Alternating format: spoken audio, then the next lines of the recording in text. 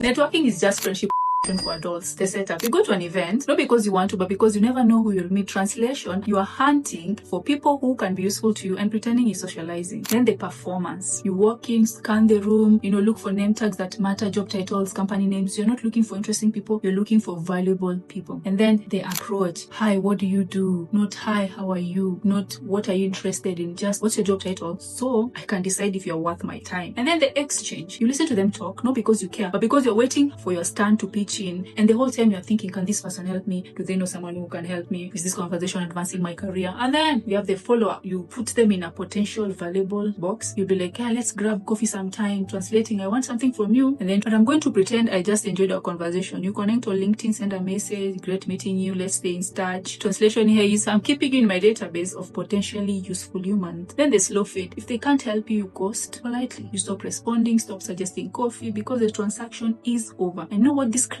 a world where friendships are conditional on utility, where staying in touch means I might need you later, where conversations are just auditions for future favors. The language betrays it. Build relationships strategically. All business terms applied to human connections. Networking for me is exhausting because you're performing interest in people you don't actually care about, and they know it, and you know they know it, and they know you know it, and everyone just pretends the transaction isn't happening. And what makes me hate this is, if someone loses their job, their network disappears, because the value was the position, not the person. And I have to admit that even though it sucks, it works because the person who networks well gets opportunities, gets introduced, promoted, so we all participate, even though it feels like prostituting our personalities for professional gain. The cost, you forget how to make actual friends, because every conversation becomes, what can this person do for me? An actual friendship, the kind with no ROI, starts feeling inefficient. Here is what I think. Notice the pattern. See networking for what it is. You don't have to love it, but you can use it consciously instead of letting it cheese you. Play the game with your eyes open, but still build relationships out of it, even inside of it, real ones, so you remember what connection without transaction actually feels like.